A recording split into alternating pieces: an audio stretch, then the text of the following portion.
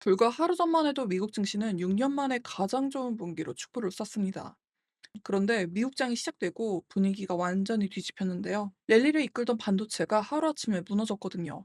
마이크론, 샌디스크 같은 메모리 대장주들이 10% 넘게 폭락했습니다. 그런데 바로 같은 시간 메타는 홀로 8% 넘게 날아올랐는데요.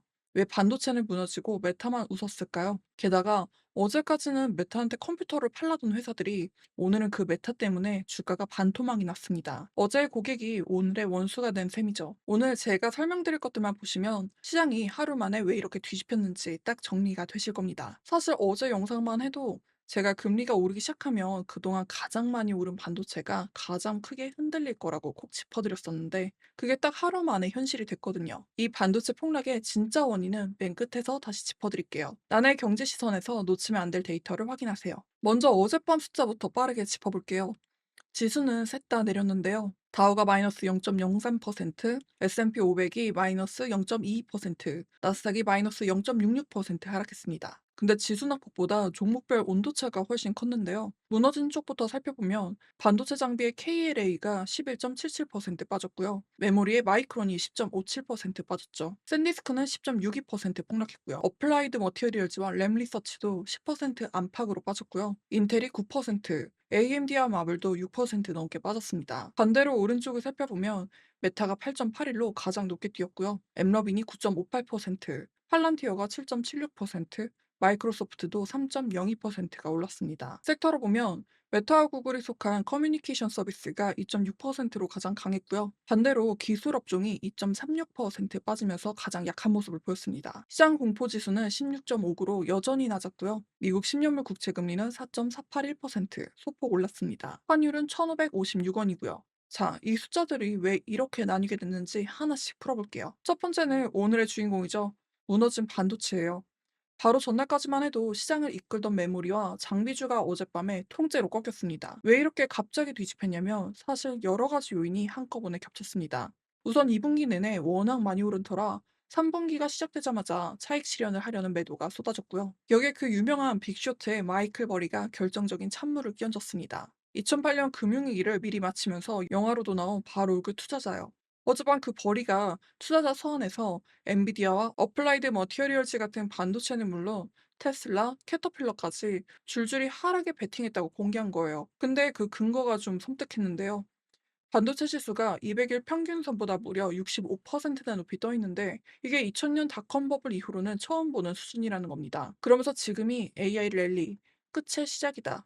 최대 30% 넘게 빠질 수 있다고 못을 박았어요. 물론 버리가 2008년 이후로는 시장 상승에 번번이 베팅이 어긋난 전력도 있어서 이번에도 두고 봐야 한다는 시각도 있습니다. 하지만 하필 그동안 가장 뜨거웠던 반도체를 정확히 겨눴다는 점에서 시장이 크게 흔들렸고요. 버리와 같이 공매도한 캐터필러도 7% 가까이 밀렸다는 겁니다. 두 번째는 어젯밤 가장 극적인 장면이었는데요. 메타가 남는 AI 컴퓨팅 자원을 다른 기업에 팔겠다. 그러니까 클라우드 사업에 직접 뛰어들겠다고 선언한 겁니다. 이 소식에 메타는 나홀로 크게 뛰어올랐는데요. 그런데 진짜 이야기는 그 반대편에 있습니다. 그동안 메타에 컴퓨팅을 공급해오던 회사들, 코어위브랑 네비우스 같은 신생 클라우드 업체들이 12%에서 14%까지 폭락했거든요. 왜 그러냐면요. 코어위브랑 메타는 210억 달러, 네비우스는 270억 달러짜리 계약을 맺은 사이였어요. 메타가 이들의 최대 고객이었던 거죠. 그런데 그 최대 고객이 이제 같은 사업을 직접 시작하겠다고 나선 겁니다. 어제까진 돈을 벌어주던 고객이 오늘부터는 내 밥그릇 노리는 경쟁자로 돌변한 셈이에요. 그럼 반도체에서 빠진 그 많은 돈은 다 어디로 갔을까요? 사라진 게 아니라 옆으로 자리를 옮겨갔습니다. 어젯밤 지수가 크게 안 빠진 것도 바로 그 덕분이에요. 반도체와 경기 민감주에서 빠져나간 돈이 관세나 금리 걱정에서 상대적으로 자유로운 소프트웨어와 빅테크로 몰렸거든요. 방금 말씀드린 메타가 대표적이고요. 광고 AI 기업인 엠러비는 월가의 강력 매수 의견에 힘입어서 크게 올랐습니다. 팔란티어도 같은 흐름이었고 은행 같은 금융주도 강했습니다. 그러니까 어젯밤은 시장 전체가 무너진 게 아니라 뜨겁던 반도체를 팔고 소프트웨어로 갈아탄 방향이 바뀐 하루였던 거예요. 이건 제가 계속 섹터 순환에 대해서 말씀을 드렸었죠. 자, 이제 맨 처음에 예고했던 진짜 원인이에요. 사실 이건 제가 앞에서 짚었던 부분이기도 합니다. 어제 마지막에 금리가 오르기 시작하면 그동안 가장 크게 올랐던 반도체가 가장 크게 흔들릴 수 있다고 말씀드렸잖아요. 그게 하루 만에 그대로 모습을 보여준 건데, 그런데 여기서 하나는 정확히 짚고 갈게요. 오늘 금리 자체가 급등한 건 아니에요. 10년물 금리는 4.481%로 어제보다 아주 조금 오르는데 그쳤고요. 진짜 문제는 앞으로 더 오를 수 있다는 쪽입니다. 어젯밤 연준의 새 의장 케빈 허씨가 유럽의 한 포럼에서 물가가 여전히 너무 높다. 2% 목표는 반드시 지킨다고 못을 박았습니다. 트러블 대통령의 금리 인하 압박에도 흔들리지 않겠다며 독립성까지 강조를 했었었죠. 그러자 시장에서는 오히려 9월에 금리를 올릴 수도 있다는 전망이 확 늘었습니다. 자, 여기서 두 개가 딱 만나버립니다. 한쪽에선 버리가 반도체는 너무 비싸다고 경고하고 다른 한쪽에선 워시가 앞으로 금리를 더 올릴 수도 있다는 신호를 주면서 금리 부담이 계속 반도체를 눌렀습니다.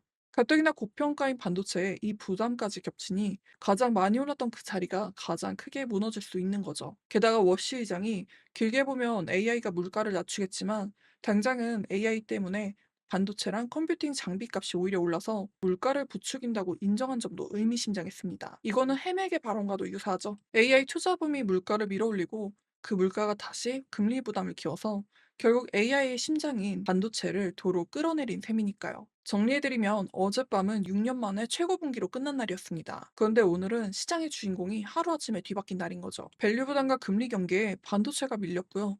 그 돈은 소프트웨어, 빅테크로 갈아탔고 메타는 스스로 클라우드 시장에 뛰어들면서 어제 파트너들을 흔들었습니다. 그리고 그 밑바닥엔 AI 투자가 물가를 밀어올리고 그 물가가 다시 금리를 끌어올린다는 묘한 자기 모순이 깔려 있었죠. 앞으로 시장이 어디로 갈지는 결국 두 가지에 달려 있습니다. 하나는 연준이 정말 9월에 금리를 올리느냐, 그리고 몇 번이나 올리느냐겠죠. 또 하나는 이번 반도체 급락이 잠깐 쉬어가는 건지 아니면 버리의 말대로 과열이 꺼지는 신호인지예요. 여러분은 이번 반도체 폭락, 저가에서 기회라고 보시나요? 아니면 거품이 빠지는 시작이라고 보시나요? 댓글로 알려주세요. 오늘은 시장을 여기까지 살펴봤고요. 양질의 데이터를 제공해 드릴 수 있도록 구독, 좋아요, 알림 설정 부탁드릴게요. 오늘도 시청해 주셔서 감사드립니다.